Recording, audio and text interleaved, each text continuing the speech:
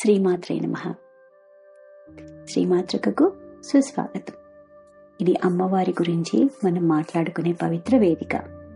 మీరిక్కడికి రావటం, నాతో మాట్లాడాలనుకోవటం నాకు ఎంతో సంతోషంగా ఉంది. మన జగన్మాత లలిత మహాత్రిపుర సుందరి హృదయ సన్నిధికి మనం చేరే ఈ ప్రయాణంలో నేను మీ తోటి ప్రయాణికురాలిని. ఈరోజు మనం ఒక సరికొత్త ప్రయాణాన్ని ప్రారంభించబోతున్నాం. మనకు అలవాటైన ఇంట్లో సుఖాలని, ఏసీల్ని వదిలేసి మనం కొద్దిగా బయటికి వెళ్ళి బయట ప్రపంచాన్ని అంటే ప్రకృతి అనే మహారణ్యంలోకి అడుగు పెడదాం. మనందరికీ ఆ గొప్ప గురువు ప్రకృతి మాతే కదండి. ప్రకృతిలో తుఫాన్లు రావటం సహజమే. గాలి, వాన, వాతావరణం మారటం ఇవన్నీ చాలా మామూలు. అలానే మన జీవితాల్లో కూడా తుఫాన్లు రావటం మామూలే కదా. జీవితంలో తుఫాను రావడం మన చేతుల్లో అసలు లేదు. కానీ ఆ గాలికి ఎదురు తిరిగి మనం విరిగిపోవాలా లేక వంగి నిలబడాలా అన్నది మాత్రం అది మన నిర్ణయమే. వంగడం మటుకు బలహీనత కాదు, అది ఒక మనుగడ అని ఈరోజు తుఫానులో వృక్షం అనే ఎపిసోడ్లో మనం కొద్దిగా టచ్ చేసే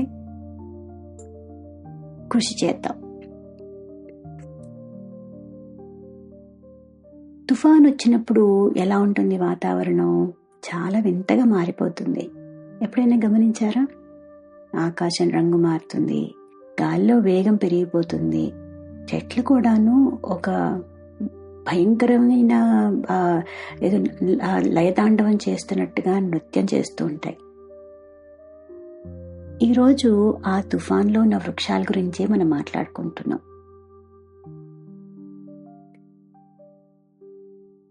మనం సమన్వయం చేసుకుంటూ డిస్కస్ చేద్దాం. ఏంటి ప్రకృతిలో ఉన్న ఎలిమెంట్, ఒక్కొక్క అంశం తీసుకుని మన ఆధ్యాత్మికత, మన జీవన శైలిని ఎలా మనం ప్యారలల్గా మనం రాసుకోవచ్చో చూసుకుందాం. సామాన్యంగా మనందరం ఆధ్యాత్మికత అంటే ఏంటనుకుంటాము? ఏదో మూల కూర్చుని మౌనంగా ఉండటం, లేకపోతే మన పూజా పునస్కారం చేసుకోవటం, ఏదో పుస్తకాలు చదువుకోవటం, మన పూజా గదిలో మనం ఏం చేసుకుంటున్నామో అది మన వరకే పరిమితం, ఇలా అనుకుంటూ ఉంటాం కదా. మన ప్రయాణం సరిగ్గా ఉంటే జీవితం ఎప్పుడు చాలా ప్రశాంతంగా ఉంటుందని కూడా మనం భ్రమపడుతూ ఉంటాం. కానీ నిజంగా అలానే ఉంటుందా జీవితం? అంటే వస్తుంటాయి ఆటుపోట్లు కదా, కష్టాలు వస్తాయి, సుఖాలు వస్తాయి, గాలి వాన వస్తుంది, ఉత్తి గాలి వస్తుంది, ఎన్నో వస్తుంటాయి. నిజమైన తుఫాను, నిజమైన శాంతి అంటే ఆ తుఫాను లేకపోవడం కాదు, ఆ తుఫాను మధ్యలో కూడా మనం ఎంతో స్థిరంగా ఉన్నదే ముఖ్యం. అది ఇంపార్టెంట్. మనం ఇవాళ అదే పట్టుకోవాలి, ఆ సందేశాన్ని. అది ఎవరు చూపిస్తున్నారు మనకి? ఆ తుఫానులో గాలికి అటు ఇటు కొమ్మలు, ఆకులు రాలిపోతున్నా అలా స్థిరంగా నిలబడ్డ ఒక మహావృక్షం మనకి నేర్పిస్తోంది. గాలి బలంగా వీచినప్పుడు ఆ కొమ్మలను ఒకసారి చూడండి. అవేమన్నా గాలితోటి నువ్వెంత అంటే నువ్వెంత అని యుద్ధం చేస్తున్నట్టుంటాయా? కాదు. అవి నెమ్మదిగా మనూవర్ చేసుకుంటూ ఉంటాయి, ఆ గాలికి తగ్గట్టుగా ఊగుతూ ఉంటాయి. సో దట్ అది అగెయిన్స్ట్గా వెళ్లకుండా, అగెయిన్స్ట్గా వెళ్తే ఏమవుతుంది? విరిగిపోతుంది. అలా విరగకుండా చాలా మటుకు ప్రయత్నిస్తుంది. అది కొమ్మలు, ఆకులు చేసే ప్రయత్నం. మనం కూడా మన జీవితంలో ఏమన్నా అడ్డుపోట్లు వచ్చాయనుకోండి, మన అహంకారం ఫస్ట్ అడ్డం వస్తుంది. ఏదైనా కష్టం వచ్చింది, ఎవరినైనా సహాయం అడగాలి, అడుగుతామా? నేనేంటి అడిగేది అనుకుంటాం. లేదు, చిన్న మన నిజ జీవితంలోనే ఉద్యోగం కావాలి, ఉద్యోగం పోయింది, అడుగుతామా సహాయం? అడగం. నేను ఇంత బాగా చదువుకున్నవాడిని, ఇంత బాగా చదువుకున్నదాన్ని, ఇంత హోదాలా ఉన్నదాన్ని, నేనేంటి అడిగేది అనుకుంటాం. అలానే మన ఆధ్యాత్మిక ప్రయాణంలో కూడాను మనకి ఏదన్నా సహాయం కావాలన్నా, లేకపోతే పక్క వాళ్ళు చక్కగా వాళ్ళు అభివృద్ధి చెందుతున్నా మనం లేకపోవటం, ఇవన్నీ అహానికి చిహ్నం. వీటన్నిటి వల్ల ఏమవుతుంది, మన ప్రోగ్రెస్ విరిగిపోతుంటుంది, అంటే ఆగిపోతూ ఉంటుంది, ఆటంకాలు వస్తూ ఉంటాయి. మనకి ఆ వృక్షం అదే చెప్తోంది, వద్దు అలా చెయ్యకు. ఈ పైన వచ్చే చిన్న చిన్న గాలికి వానికి కొమ్మలు అలా ఊగుతూ ఉంటాయి. ఆ ఊగుతున్న కొమ్మల్ని చూసి నువ్వు అనుకోకు ఇదే నేను అని. నీ ధ్యాస అంతా నీ మొదళ్లలో పెట్టు. అంటే చెట్టు ఏం చేస్తుంది, ఇది యాక్చువల్గా ఎవరైనా నేచర్ మీద రీసెర్చ్ చేసిన వాళ్ళైతే వాళ్ళు ఇంకా కొంచెం చెప్పగలుగుతారేమో. నేను ఇది చదువుకుని రీసెర్చ్ చేసి నేను చూసిన ఇన్ఫర్మేషన్ ఇది. ఎప్పుడైనా సరే ఒక చెట్టు కానీ మహావృక్షాలు కానీ తుఫానులో ఉంటే, అంటే ఒక స్ట్రెస్ క్రియేట్ అవుతుంది కదా.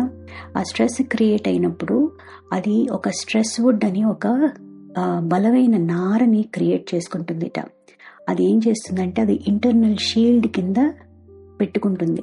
సో చెట్టులో ఆ మొదలు, ఆ కాండం, అంటే ఆ ట్రంక్ ఆఫ్ ద ట్రీ పాడవకుండా విరగకుండా చూసుకుంటుంది.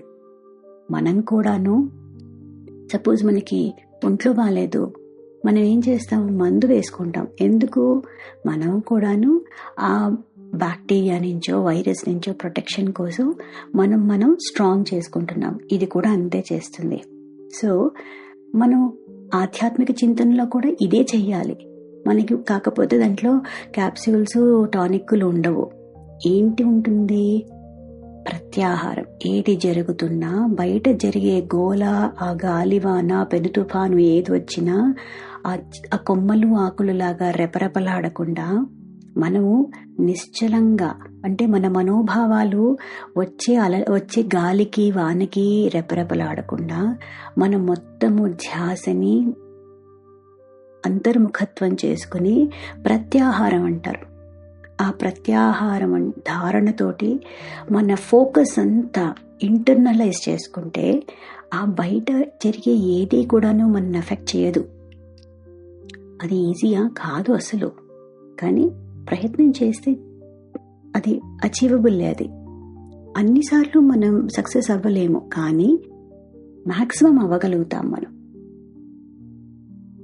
అలానే ఇప్పుడు మనకి చెట్టు మంచి కాయలు పూలు పూస్తుంది. పూచినప్పుడు ఏమవుతుంది, వంగుతుంది. వంగటం అంటే అదేమన్నా తక్కువైనట్ట కాదు కదా. అలానే నిండుకుండగా ఉన్న వాళ్ళు ఎప్పుడూ చాలా వినయంగా ఉంటారు. అలా వినయంగా ఉండు అని మనకి ఆ వంగిన చెట్టు, ఆ కొమ్మ కూడా చెప్తున్నాయి మనకి. ఎంత మంచి పాఠాలు నేర్పిస్తున్నాయి మనకి ప్రకృతి. అది కూడా ఒక చెట్టు. అలా కూర్చొని చూస్తూ ఉంటే ఎన్నో మాటలు మాట్లాడుతోంది. అది మనం వినాలి, చూడాలి కదా.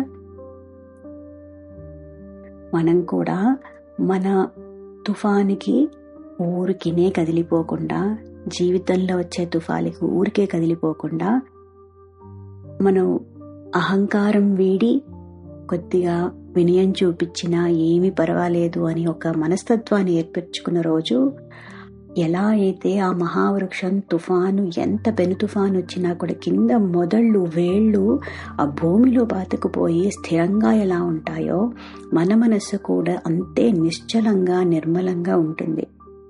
అది మనం అలవర్చుకోవాలి.